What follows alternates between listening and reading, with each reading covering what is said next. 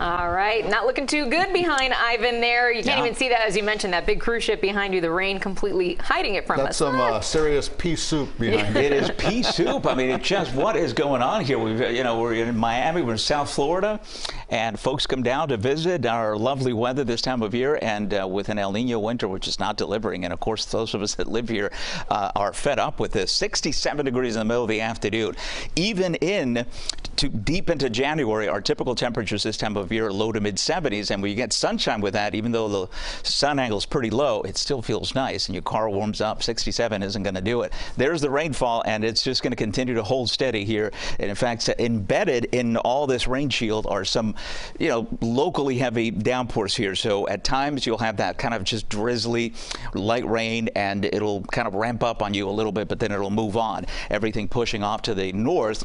And there you see the visibility reduced with this kind of rainfall, right? As it continues moving up to the north, the last folks that'll see it will be you in Fort Lauderdale, but it'll get there, and everything just continues to climb up as Rain Tracker is depicting there. A warm front is going to be on the move.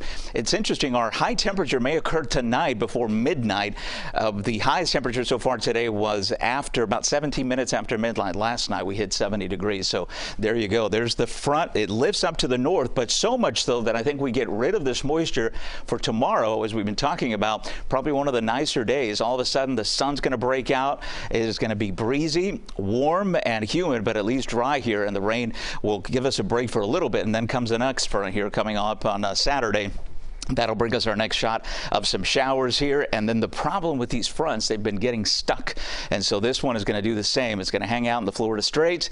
We got high pressure to the north. That's going to funnel in an east wind from both the front south and then the high north with a kind of a stiff breeze. And so that'll continue to give us the shower activity through the upcoming weekend. There's the rainfall lifting up to the north. Look at that. By 8 o'clock, I think we're going to be looking much better. In fact, the morning commute, 180 from what we're experiencing right now. There's the clearing through Friday afternoon. It is going to kick off a nice weekend. Still some isolated showers, but nothing big. And then, of course, Saturday we get this front coming in.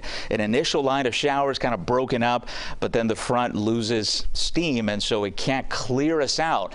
And that moisture just overruns it, and we're back into it.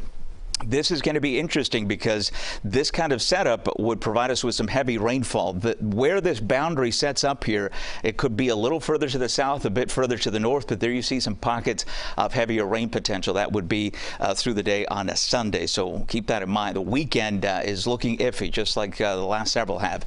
There is the rain for tomorrow, minimal rain chances, and this is only for the morning, that 10%. By the afternoon, I think we clear out nicely, and then we get into more, fronts and showers and even a couple of storms for the weekend and into early next week.